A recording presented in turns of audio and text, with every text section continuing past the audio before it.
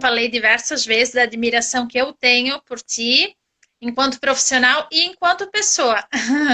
Porque a Fábia é uma profissional que, quando a gente começa, então, a acompanhar ela pelo seu Instagram, ela transmite uma verdade muito grande em tudo que ela vai nos passando. Até brinco com ela que ela tem uma veia cômica muito bacana e muito inteligente, porque ela puxa a orelha das mamães que não, digamos assim, não descuida um pouquinho, digamos, com alguns conselhos que ela dá, né, com relação à nutrição. Então, ela puxa a orelha das mamães de uma maneira bem inteligente e bem, assim, engraçada até. E hoje, então, a gente veio falar sobre a importância, né, da alimentação no desenvolvimento infantil. Esse é o nosso tema da live. E eu trouxe, então, um pequeno trecho de um livro que eu mostrei para a Fábia até se interessou, que se chama As 100 Linguagens da Comida, aliás, As Linguagens da Comida, que é uma coleção de Reggio Emília, foi adaptado para o Brasil, mas é bem interessante, porque traz o contexto de lá, mas com certeza muitas coisas que eles trazem é super válido e mesmo mediante a realidade do Brasil, né? E diz assim: é preciso não esquecer que entre os fatores importantes que ligam o homem à sua nutrição, há o princípio do prazer. O prazer derivado do uso dos sentidos, mas também o prazer da descoberta, prazer de manipular matérias-primas para criar alimentos, prazer da brincadeira e o prazer da companhia, que na mesa torna-se convivência. E pensando, então, nesse trecho, né, eu conversei com a Fábia e a gente queria iniciar, então, essa conversa falando do prazer da descoberta e da introdução alimentar, né? Trazendo para o contexto educativo, né, quando a gente fala dessa introdução, aquele bebê que inicia na creche com 6 meses, ou até mesmo em alguns contextos com 4 meses, né, Fábia, como que pode ser iniciada, então, essa introdução alimentar? Ou como que a gente pode também ajudar esse bebê a evoluir na introdução alimentar? Então, gente, a gente tem que observar que não só na escola, né, como em casa também, a gente tem que ter um contexto muito importante, uma visão diferente na introdução alimentar. O que eu costumo orientar? É uma introdução alimentar responsiva. O que significa isso? Eu falo com você, você presta atenção em mim e me responde. E eu presto atenção em você e você me responde. Então, se eu iniciar uma introdução alimentar, que eu vejo muito, às vezes a criança inicia e de repente ela para de comer. Essa criança iniciou, às vezes, um método que não era um método adequado para ela. Por isso que não existe... Qual que é o melhor método? É o método ao qual a criança está preparada para receber essa alimentação. Não é o método que eu, Nutri, quero, que a mãe quer, que o pediatra quer. Porque o que acontece? Cada criança é única. Então, às vezes, a mãe quer iniciar um BLW e os sinais de prontidão dessa criança, eles estão nos dando respostas de que ela não quer começar assim, que ela está achando muito estranho. Então, eu observo a criança e falo, opa, estou tentando colocar aqui esse alimento, essa criança não quer pegar de jeito nenhum. O que eu vou fazer? Eu vou tentar ficar, pega na mão, segura na mão. Às vezes eu vejo as mães mandando vídeo tentando segurar a mãozinha da criança para a criança segurar aquela cenoura. Então, o que a gente faz? A gente vai, vou amassar. Vai que amassado dá certo. Vou tentar dar uma outra consistência. E vice-versa, né? Às vezes começa amassadinho. Só que para isso, eu preciso também estar ouvindo a criança, porque é um momento de tensão para todo mundo, né? Tanto pro... Isso não serve para todo mundo, né? Para o cuidador em geral, para quem for oferecer alimentação para essa criança. Então, quando eu escuto, eu percebo ela como indivíduo, aceito o que ela está me passando de informação, eu também dou para a criança essa resposta. Olha, ela entendeu o que eu estava falando, ela estava prestando atenção em mim. Então, eu também vou prestar atenção nela. Então, se eu ficar dando a comida assim, tipo, ai meu Deus, não está querendo comer. ai meu Deus, quem não quer comer, não quer comer. A criança também vai entender esse sentimento. Ela vai dizer, nossa, isso aqui que a gente está fazendo não é uma coisa legal. Que a minha, né, a pessoa que cuida de mim está sofrendo. Uhum. Então, quando eu entendo as duas partes se olham no olho, a gente tem um desenvolvimento, uma troca. E é essa troca que vai fazer a gente conseguir progredir ou regredir, né? Se essa troca for inadequada, né? Se tiver pressão. Então, a gente sabe que tem 3 modelos, né, na introdução alimentar e que eu mais ou menos me baseio por eles, né? Que é o responsivo, o pai ou cuidador responsivo, o autoritário e o permissivo. Então, 3 exemplos simples. Responsivo. Ai, filho, não tá gostoso assim? Mamãe pode amassar. Sabia que dá para amassar uma cenoura? Vou te mostrar como é que amassa uma cenoura. Olha só como é que ficou, filho. Quer pegar na mão? Gostou assim? Qual que você gostou? Autoritário. Pega a cenoura, a mamãe quer fazer BLW. A prof viu, a prof leu que BLW é o que mais evolui. Pega, pega. E o permissivo é a criança simplesmente não consegue fazer nada, ela fala, ah, então tá, se você não gostou assim, mamãe vai te dar uma mamá. E aí a gente faz 3 métodos que a gente consegue ter exemplos mais claros do que a gente pode prosseguir e do que a gente tem que reverter, tá? Eu quero ler um trechinho sobre... eu gosto de ler a citação dele certinha, para que todo mundo preste bastante atenção nisso que eu vou falar. Gomide, né, que é esse escritor, descreve os estilos parentais como um conjunto de atitudes educativas que os cuidadores irão adotar com a criança, com o objetivo de educar, socializar e controlar. 7 práticas educativas contêm o estilo parental. 5 estão relacionadas ao comportamento antissocial. Então, negligência, faz o que você quiser, violência física, psicológica, disciplina relaxada, punição inconsistente. Então, é uma coisa que eu vejo muito também, às vezes, mesmo na criança maior, né? Ah, não vai comer nada. Então, vou te deixar até no lanche sem comer. Aí, chega 5 minutos depois, a mãe fala, quer um doce? Quer um iogurte? Né? Então, a monitoria negativa, que é aquela pessoa que fala, você não vai dar certo. Eu falei que você não ia conseguir comer, que isso aí não era o jeito certo. E 2, ao desenvolvimento de comportamentos pró-sociais, que seriam a monitoria positiva e comportamental moral. Então, existe um contexto todo relacionado também.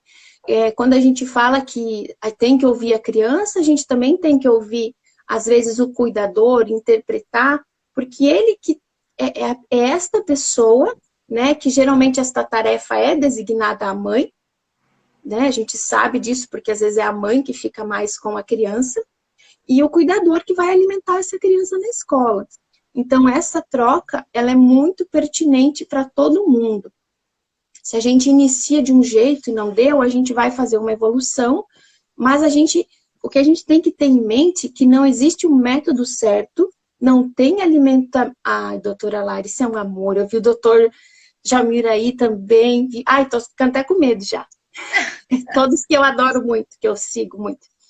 E aí, o que a gente fala? Não é o alimento, não é só o método, não é só o alimento.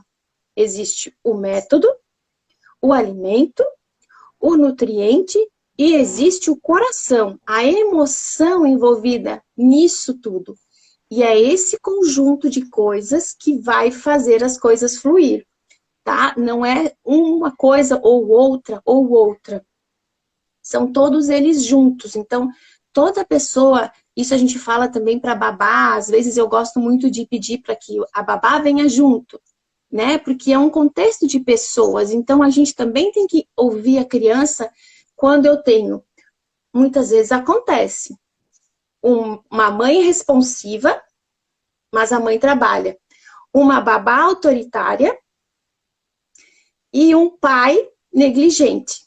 Aí a criança lida nas refeições com 3 estilos parentais. E aí o que ela faz? Ela fala, meu Deus, quando eu como com esse ser humano, né? Vai tudo bem. Quando eu como com este outro ser humano, dá ruim. Eu como com aquele outro ser humano, às vezes alguém bate na mesa, xinga, fala alto. Uhum. Então, a criança também está aprendendo. É um momento de desenvolvimento para a criança, mas também, né, para o cuidador. A gente está aprendendo com essa criança, porque não importa se você já teve um filho ou não, que às vezes a mãe vem e fala, ai, não sei o que eu fiz de errado, meu outro filho deu tudo certo, e esse aqui deu tudo errado. E não é isso, é porque cada criança é única, né? E é bem importante tu reforçar essas questões para a gente, que eu até desconhecia dessas várias versões, digamos, parentais, né, desses modelos, digamos, porque às vezes a professora, falando né, na creche, recebe lá aquele bebê e aí tem toda uma dificuldade em ajudar nessa introdução alimentar, né, em contribuir, e não sabe, às vezes, que em casa tem essa questão de ser permissivo ou de ser muito autoritário, e aí já vem de todo um histórico familiar, né? Toda essa questão do bebê não aceitar determinado alimento. E aí vem até a questão da seletividade, começa várias coisas que iniciam na introdução alimentar, né, Fábia? Isso, a introdução alimentar é um período crucial. Eu sempre falo muito isso, que as pessoas deviam valorizar muito a introdução alimentar, porque a maioria das pessoas acham que é uma coisa simples. Aí a gente tem visto as dificuldades alimentares aumentarem em média 300% em 2 anos. E o que isso está nos dizendo? Né? Que essa introdução alimentar não está funcionando, que a gente está tendo alguma dificuldade no meio desse caminho, né, nesse aprendizado, só que as pessoas têm que entender que a introdução alimentar é até os 2 anos de idade. A introdução alimentar não é no 6º mês, no 7º e no 8º, eu já começo, então já flexibilizei, então agora não precisa mais fazer isso tão especial. Né? Então, até os 2 anos de idade é o momento que essa criança vai aprender a evoluir, né, motoramente. Então, é uma criança que, eu falo muito isso, se ela só recebe comida de colherada na boca, né, o movimento é diferente. Quando a colher entra aqui, eu puxo aqui, limpo a boca da criança no colher, a comida cai aqui, e a criança faz, engole. Diferentemente que se ela recebesse uma colher, eu esperasse ela ter o movimento de abrir a boca, eu fortaleço a região oral e eu também faço essa criança trabalhar a região oral. Tá aí a doutora Ana, que é nossa odontopediatra, que vai explicar muito, sabe muito sobre isso. Se a criança não tem força na região oral, ela não vai conseguir mastigar esse alimento. Então, se ela recebe só na colherada, como que ela vai conseguir tentar colocar o alimento num lugar diferente que ela quer? Se ela quisesse pegar e talvez colocar desse lado, porque desse lado o dentinho está doendo, porque desse lado ela acha melhor, mais confortável. Então, são questões que não vão só no início, né, da IA, vão até os 2 anos de idade. Então, acontece que às vezes as famílias também não têm uma alimentação muito boa. E aí, quando começa a introdução alimentar, é uma coisa totalmente extraordinária, totalmente diferente. Ninguém come nenhum legume naquela casa, ninguém come um tipo de carne, né? As pessoas às vezes não sentam à mesa, não tem esse ritual. Então, a mãe é um trabalhão muito grande começar essa alimentação responsiva. E aí a família começa e de repente ela fala, ai não, cansei. Quando tá perto de 1 ano, ela fala, bom, agora o bebê já pode comer tudo igual nós. E aí a gente esquece, muitas vezes as famílias esquecem dessa transição que precisa acontecer entre a evolução das texturas, enquanto essa criança está com a região oral preparada para evoluir ou não, ou o cuidador, ou o professor. Vixe Maria, acho que a Tati caiu. Tá todo mundo me vendo ainda, gente? Ai, vai começar tudo de novo, meu Deus. A introdução alimentar, doutora Ana, é muito importante. Meu Deus, a gente tem que prestar muita atenção nisso. A creche contribui muito, pois as crianças já bem pequenas se alimentam com o talher sozinho. É muito importante. A gente tem que também trabalhar toda essa questão motora, né? A gente tem que deixar a criança conseguir evoluir. A criança vai aprender isso também através de brincadeiras, através de atividades. Deixa, deixa eu convidar a Tati, a Jerusa de novo. Ai, tá dando a mesma coisa de antes. Acho que deve ser a internet dela. Oi, meu Deus! Pois é, olha, nunca aconteceu isso. Eu tô até assim preocupada, porque eu fiz, né, as 3 primeiras lives exatamente lá naquele espaço, com o mesmo aparelho, tudo certinho. Mas, enfim, internet tem dessas coisas, né?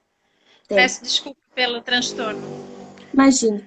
E aí a gente estava falando sobre, só para eu terminar, que eu parei para esperar você voltar, porque a gente ia falar sobre uma das mães escreveu que a criança já come com a colher. É isso que a gente tem que também perceber, que às vezes a criança está só recebendo essa alimentação na boca e ela não está sendo estimulada a pegar os alimentos, a pegar o talher. Então, às vezes a criança pega o talher e cai, a mãe fala, ai não, ele está se sujando todo. Não, não, dá aqui que a mãe dá, vai mais rápido, a mãe não suja, a mãe já faz limpo. E aí, né, isso também vai acontecer com qualquer cuidador, né, na escola.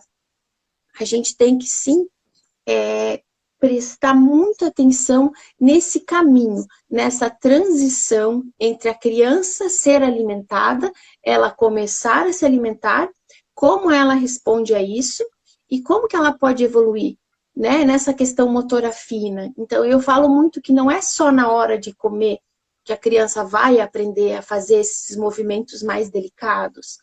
Ela vai fazer isso em brincadeiras.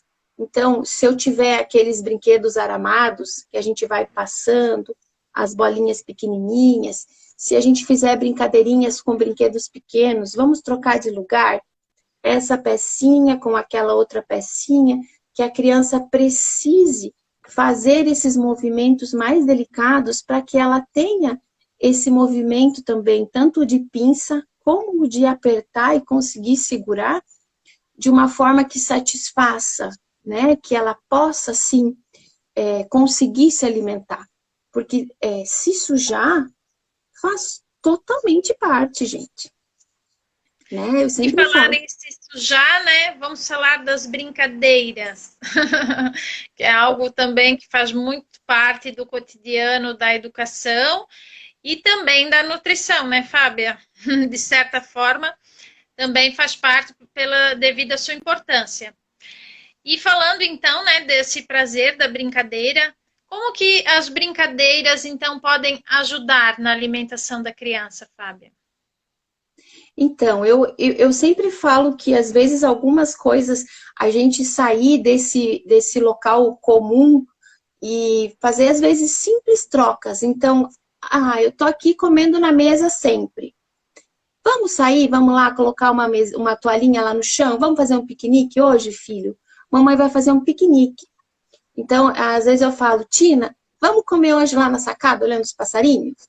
Aí eu e ela vamos tomar café lá, e é um café totalmente diferente, é um ambiente diferente, né? A criança está sentada, tudo isso, tudo que tem em volta vai nos trazer essa distração. É uma brincadeira.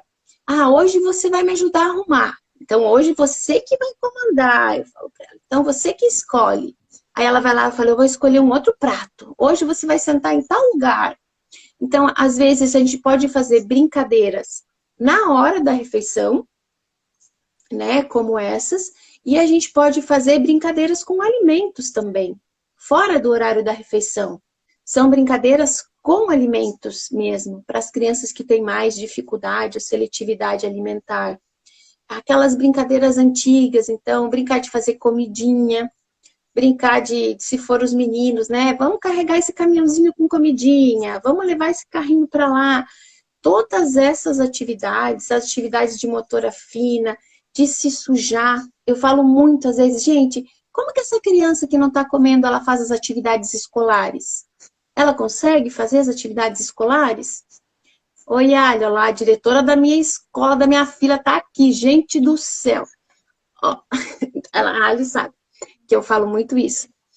Se a criança não está conseguindo fazer as atividades da escola, é uma questão sensorial? Será? Vamos começar a refletir se essa criança não consegue se sujar com cola, se essa criança não consegue passar a mão numa tinta, se essa criança tem dificuldade com alguns materiais para tocar. Então, são N coisas que a gente precisa.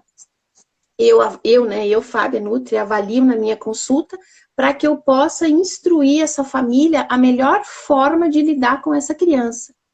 E essas atividades escolares, agora eu vejo muito as mães que estão em casa, né, lidando com essas atividades, e as crianças que têm problema alimentar, elas têm interagido mais com essas brincadeiras, com colagem, né, com adesivos, com essas coisas que fazem todo esse toque, toda essa questão sensorial, fazendo essa evolução.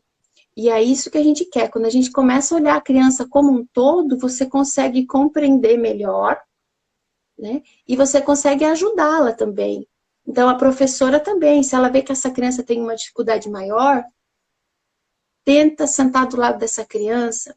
Vamos tentar colocar aqui, vamos tentar colocar lá. Não quer colocar a mão na tinta? Vamos tentar com o pincelzinho, né? Vamos tentar colocar o dedinho primeiro, em vez de pintar toda a mão, né? Porque às vezes acontece, fala, não quis fazer, então tá bom, não quis fazer.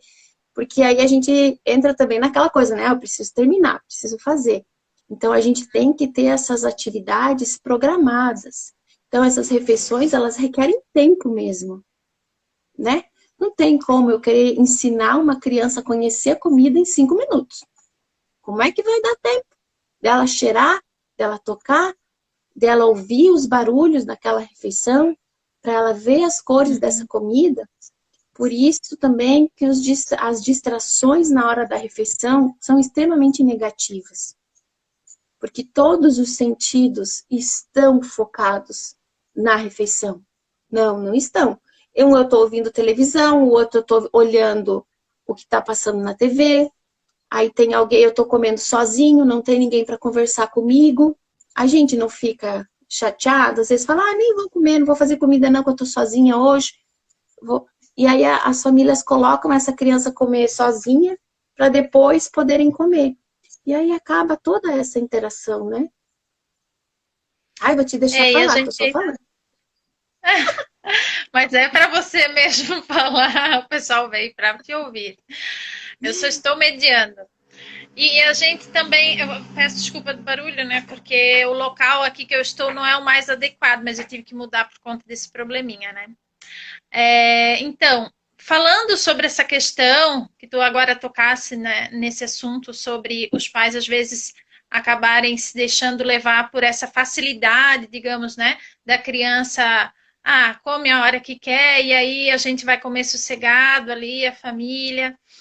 E a mesma coisa às vezes na escola, aquela criança que come muito devagar, e aí, não. Aí todo mundo se movimenta em volta para que essa criança coma ligeiro, ou seja, ela mude o ritmo natural dela, né? Porque se ela tá ali comendo com calma e tudo, é porque às vezes tem todo o contexto, claro, em volta, né? O que ela vê da sua família, mas também é dela, e pode ser dela isso, né? E falando desse prazer da companhia, né? Eu queria que tu falasse um pouquinho pra gente dessa importância das refeições em família. E aí eu já, junto disso, vou colocar aqui uma questão que a professora Daniela trouxe pra gente, que diz assim, qual o impacto de frases negativas em relação à alimentação? Tu até já trouxe um exemplo disso. Ela colocou assim como exemplo, se não raspar o prato não vai crescer, não vai poder brincar. Eu, quando criança, tinha que comer, agora você também vai ter que comer. O que a gente observa, né, hoje em dia? Existe uma legião de pais que foram criados nesse... Ah, mas eu comi, não fez mal, né? Então a gente acaba entrando nesse contexto, né? Mas essa legião de pais tem muitas dificuldades alimentares. Eu atendo muitas famílias e os estudos falam que as dificuldades alimentares, a seletividade acontecem mais em pais que têm algum grau de dificuldade. Então, o índice aumenta 80% para aquele pai que tem dificuldade alimentar, tem 80% mais chance de desenvolver uma seletividade. Uhum. E quando a gente começa a refletir sobre esses momentos à mesa, a gente começa a entender. Quando você começa a ouvir, você fala, não, é que a gente não tem o hábito de sentar na mesa. Aqui em casa, cada um come a hora que quer. Né? E daí o bebê vinha de uma introdução alimentar, onde ele estava comendo a comidinha ali, né? E tinha alguém sempre dando para ele, e interagindo, pelo menos, né? Momentaneamente com ele, para de repente um momento em que tem uma televisão, a criança com a comida, e a mãe come num horário, o pai come em outro horário, o irmão come em outro horário. E a gente sabe que a criança vai aprender também o processo de mastigação, né? Também ela aprende por observação. Então, se ela está comendo sozinha, como é que ela vai aprender a mastigar melhor? Se ela não está vendo ninguém mastigar. Como é que a rotina alimentar se ela não vê ninguém comer? Caiu a Jerusa de novo. Então, a gente sabe que essa criança vai ter uma dificuldade muito maior nesse momento, porque ela não tem com quem dividir, ela não tem aprendizado. E para a família também começa a se tornar um peso. Por quê? Porque a pessoa, a criança, ela fica se sentindo solitária naquele momento e às vezes ela acaba negando os alimentos, justamente por ela achar que é normal não comer. Ela não vê ninguém da família comer, porque ninguém senta para comer. Então, ela acaba não entendendo esse momento. Ela não percebe, se minha mãe não come, meu pai não come, eu também não preciso comer. Não que eles não comam, é porque ela não observa ninguém comendo. Então, ela acaba ficando refém dessa situação. Ela fala, mas então, não vê ninguém comer uma fruta, não vê ninguém sentar à mesa, né? E isso vai fazer uma grande diferença também para a família como um todo. Porque esses momentos à mesa são momentos onde eu vou criar na cabeça do meu filho momentos felizes com comida.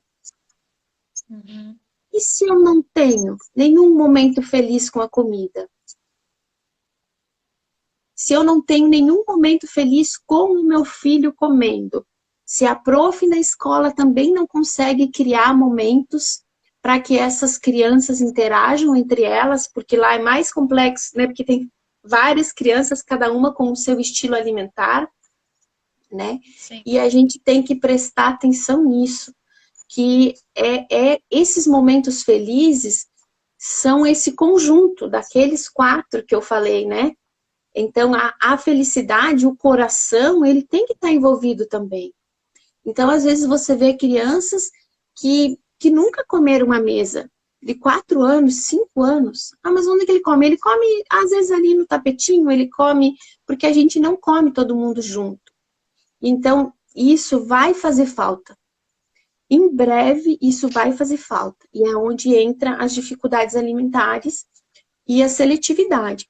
A questão sensorial também entra ali, porque é uma criança que, às vezes, ela não vê a comida, ela não toca na comida, ela simplesmente recebe uma comida que está no prato na mão de alguém, a criança está ali, eu pego daqui, então essa criança não consegue nem ver o que ela está comendo, essa pessoa que está aqui mistura, às vezes esconde as comidas e dá na boca da criança. E às vezes a criança só queria simplesmente mexer, escolher, saber o que é, vai conhecer as texturas. Então, quando eu toco e eu começo a ver também, olha, meu pai come aquele negócio lá. Que negócio será que é aquele lá no prato dele? Parece grande, parece duro, parece mole. Olha como que a minha mãe mastiga. olha, o meu humano está olhando para mim enquanto eu estou comendo. Então, são N situações além da qualidade nutricional. A qualidade nutricional é uma coisa. E todas as outras é que vão fazer esse conjunto fluir. Né? Às vezes a mãe fala, mas é que eu queria que ele comesse sozinho. Mas, gente, o ser humaninho tem 1 aninho de idade. Como que ele vai comer sozinho, gente do céu? O ser humaninho precisa de alguém ali para, né? Eu tenho um monte de coisa para fazer, mas eu acho que o senhor Covid, né? Eu acho que ele tem uma, né? Ele veio como uma pedra, né? Fala, gente, vamos passar para a gente passar por essa pedra aqui, esse bloqueio, a gente vai ter que olhar para tudo que estava difícil e tentar melhorar. Então, eu vejo muito isso agora, assim, as pessoas prestando atenção, falam, opa, ai, agora eu tô tendo que comer, agora que eu vejo que ele não come nada, eu nem sabia, porque a Tata não me falou nunca que ele não comia. Ou, eu não sei, lá na escola eu nunca perguntei como é que o meu filho comia. Né? Por isso também uma coisa muito importante que a gente tem que falar. As escolas têm que ter uma nutricionista materno-infantil, uma nutricionista que tenha educação nutricional. A partir do ano que vem, né? A partir desse ano era para ser obrigatório, né? Esse ano está todo zoado.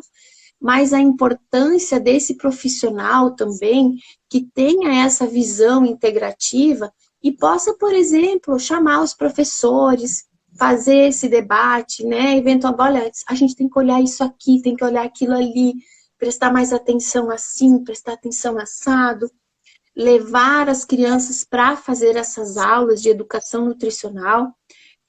Na escola da minha filha, essa aula de educação nutricional é muito, eu vejo assim, eu falo, ué, não estou falando isso para minha filha. Dela fala, não, foi a tia Carol, né? Tia Carol é a nutri lá da escola, então ela tem aula lá sobre a importância da alimentação saudável e isso vai plantando uma sementinha na criança. E é essa troca também, né, entre os profissionais também, que vai sempre agregar para a gente, né? Da mesma forma que a gente vai falar sobre nutrição, a importância, o professor também vai poder encaixar, se a gente trocar ideias, olha, a gente podia começar a fazer talvez algumas atividades com um tipo de comida, a gente podia talvez observar essa criança durante a refeição, chamar a Nutri aqui para ela dar uma olhada se essa criança está com muita dificuldade, ver se ela pode nos dar uma dica, uma luz, né? Então eu acho que tudo isso é importante. Então o momento à mesa é com os pais, é o momento à mesa na escola, mas o momento à mesa, na minha visão, né, e mediante tantas famílias que eu atendo semanalmente, o momento à mesa é o maior aprendizado que a gente pode ter, que a criança pode ter. Tanto aprendizado de brincar, então, tá lá, a criança não tá querendo comer nada e tal. Ai, filho, olha aqui, vamos ver que cor que a gente vê primeiro na colher? Aí coloca um arroz na frente, um feijão, até que é com o feijão na frente, a gente vai fazendo brincadeiras, vai expondo a crianças a um contato sensorial, né?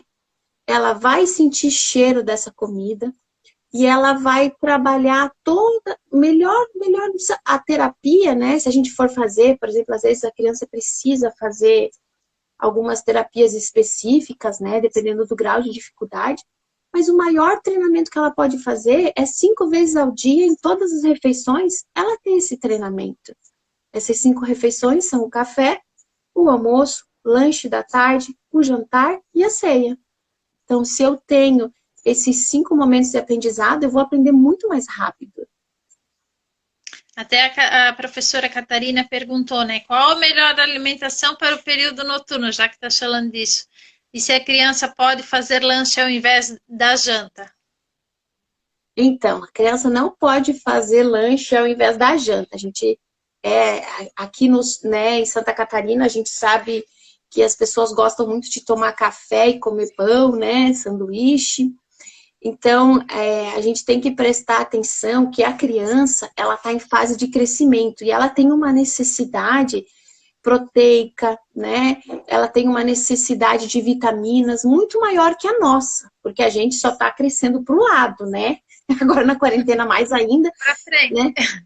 E para frente, para o lado, mas as crianças, elas precisam de uma quantidade proteica muito maior. Então, se eu fico oferecendo somente carboidratos, que são esses lanches, né? Que são os pães, as cucas, os bolos, né? Eu acabo deixando a criança deficiente nesse sentido. Olha ali a Andri rindo. O que você está apontando, Andri? Você está dando lanche? Ah, tô de olho em você. Tô aqui, ó, só respondendo e olhando quem está respondendo. Mas é isso que a gente tem que pensar. Isso pode acontecer eventualmente? Pode. A alimentação não é uma coisa louca, assim, perturbadora, sofrida. Eu falo muito isso. A tua filha come chocolate? Eu falo, come chocolate. Sua filha já comeu alguma bala, pirulito? Já, né? Depois de 2 anos e meio de idade, quando ela já tinha formado o paladar dela, ela aprendeu a comer. Por que a gente fala muito isso? Porque até os 2 anos de idade é onde eu vou formar o meu paladar e eu vou levar ele para sempre. Tá? Eu posso alterar no ambiente, o ambiente onde eu convivo pode alterar, mas essa memória lá no hipotálamo, ela vai ficar lá. Então, quando eu falo, tá rindo que nós estamos engordando, estamos mesmo. Mas a gente tem que pensar nisso, tá? A gente tem que pensar como um todo, para a gente fazer essa refeição. Então, essa criança vai poder fazer lanche muito raramente. Se eu fosse dizer, poderia fazer lanche, sei lá, umas 2 vezes no mês. Eu sou severa, meus pacientes sabem que eu sou muito brava, né? Não significa... É que assim, porque se a gente flexibiliza, se você fala 2 vezes na semana, a mãe vai pensar, se pode 2, então eu vou fazer 3. Né? Talvez 3, né? Então, faz a mais. Eu falo, a orientação faz um almoço grande, guarda e serve na janta. Tá? Eventualmente a gente pode fazer. A Fábia dá muitas dicas no Instagram dela, muitas dicas. Sigam a Fábia, quem não segue ainda. Muitas dicas bacanas. Agora, provavelmente, todo mundo já está seguindo, né, Fábia? A live acontecendo. Mas, enfim, tá todo mundo a no Fábia traz muitas dicas sobre como congelar os alimentos, a limpeza que tem, a higiene, aliás, que tem que ter dos alimentos. Tudo isso que facilita, né, no dia a dia, justamente para evitar com que a gente vá pelo lado mais fácil, né, do lanche e tudo mais. Que a gente realmente faça uso dos alimentos saudáveis, né, que a gente sabe quais são. Né? Claro que com a ajuda da Nutri, muito melhor. Mas, enfim. Fábia, só temos que ficar de olho no tempo. Depois Você tá com o Instagram... relógio, Sim, eu nem tô. mas eu me perdi do horário que a gente começou por conta de toda a situação. Eu também, foi tanta confusão, eu também fiz. Oi, doutor Edu. Oi, Karen, amiga. Eu também me perdi. Quando ele vai dar um sinal aqui, pelo que eu sei, ele vai dar um sinal para nós, né? Quando a gente está chegando perto. Ele dá uma contagem regressiva ali, tu vai ver ele em cima da tua imagem, vai aparecer mas é contagem regressiva assim de menos de 1 minuto. Ele é bem mal educado, o Instagram. Perdida somos nós, que hoje a gente fez tudo meio atravessado e aí não prestou atenção na hora que deu certo essa live. Você tem alguma outra pergunta, Gê? Sim, sobre as crianças com TEA, né? Com a professora Bárbara, de Educação Especial, ela perguntou, né, em relação às crianças com TEA, como estimular a alimentação? As crianças com TEA, a gente sabe que no último estudo mais recente, científico, com um número muito grande de crianças, ele avaliou que 98% dessas crianças têm dificuldade alimentar. E pode ser tanto por questão sensorial, né? Por questão de processamento sensorial, que a gente sabe que a criança autista, ela tem uma dificuldade na geração desse processamento sensorial. Então, às vezes, a criança, eu falo muitas vezes, a gente tem que falar, dar comandos para a criança. Morde, mastiga, porque quando a comida chega na boca, a falha no processamento sensorial Ela não fala. Quando a gente recebe a comida na boca, a gente naturalmente mastiga. E a criança, né, atípica, né, a criança com transtorno do espectro autista, ela vai ter essa dificuldade, essa falha. Então, às vezes, ela sente muito mais cheiro, ela sente muito mais gosto, ela sente muito mais dificuldade com as texturas, sejam elas com comida ou não. São crianças que às vezes têm uma dificuldade de higiene oral também, né? Então é uma criança que a gente não consegue escovar o dente. A gente tem que olhar essa criança, para quem não, né, não vai fazer a consulta com a Fábio, a gente tem que olhar essa criança individualmente. Então o professor tem que começar a prestar atenção. Ele fala, ué, será que se eu abrir a janela dessa sala aqui, tiver mais vento, tiver menos cheiro, ele vai aceitar melhor? Será que se eu colocar ele do lado de um coleguinha que é mais calmo na hora de comer, vai fazer diferença? São algumas das condutas que a gente poderia olhar para o professor, né? Ah, será que ele gosta das comidas misturado ou separado? Tá? Porque a criança autista, ela vai precisar fazer várias, né, terapias. Então a fono, né, tem a fono André está aí também para falar sobre, né, para acompanhar, mas a gente sabe que vai precisar da fono, porque a gente precisa de uma mastigação. Essas crianças, a gente sabe que as crianças autistas, elas têm já pela doença, né, pelo transtorno, né, não é doença, falei errado, me perdoe, pelo transtorno, ela já tem uma fragilidade oral, de musculatura facial. Então, essa fragilidade oral também nos vai dificultar na hora do processo de mastigação. Então, eu preciso também compreender se essa criança está engolindo as coisas todas inteiras, se ela não mastiga, tá? Isso é muito importante, a gente ter essa visão individualizada. Eu começo a fazer anotações, eu estou atendendo um menino agora que ele não come, não faz isso, não faz aquilo, não toca, não pega. Então, eu mesma vou fazendo minhas anotaçõezinhas para começar a entender essa criança de uma forma mais minuciosa. E quando eu entendo também a questão neurológica, né? Quando eu entendo por que essa criança tem essas dificuldades na hora da refeição, eu também consigo olhar ela de um modo diferente. Eu consigo dizer, então se ele não recebe, eu tenho muito essa troca das mães, falar, quando eu comecei a falar que se falou, ele começou a mastigar e ele não faz mais gag, que é o movimento, né? Quando a criança tem dificuldade com textura. Então, às vezes, são algumas coisas que a gente precisa ajustar para essa criança comer melhor. E a gente sabe também a importância que uma alimentação saudável faz, tanto no TEA, no TDA, no TDAH, né? Lógico, existem dietas maluquíssimas, e eu sou totalmente contra essas dietas malucas e tira isso, tira aquilo, que o seu filho vai se curar, faça isso, faça aquilo, que vai... Cada ser é único, então a gente precisa fazer uma avaliação individualizada. Mas a gente sabe que por eles comerem pouquíssimas frutas e verduras pela questão sensorial, né, isso também dificulta muito a função intestinal. Então é toda uma conexão. Às vezes a criança tem muita dor de barriga, então ela não está se sentindo bem para comer. E é isso que a gente tem que começar a avaliar. A criança que tem TDA, TDAH, o consumo excessivo de carboidratos, né, de doces, às vezes a mãe fala, eu não dou chocolate porque ele fica muito louco. Mas a mãe dá só arroz, a mãe dá só biscoito, né? E todos eles são carboidrato. Então isso vai fazer uma hiperestimulação também pelas descargas hormonais, né, de insulina. Tudo isso vai atrapalhar esse processamento. Olha lá, nossa neurologia, nossa neuropediatra, TO e Nutri, fundamental para a questão alimentar do TEA. Isso. Eu sempre falo que a Nutri devia entrar junto com todas as outras, né? Todas as outras terapias. Porque a gente sabe que a criança não come, né? Vocês que trabalham com a criança que o TEA tem muita dificuldade, né? Na hora da alimentação. Então é isso que a gente tem que começar a olhar mais. Sim, a Bárbara até está ali colocando, ótima colocação, obrigada. Porque ela já, a Bárbara tem um olhar bem atento com relação a isso.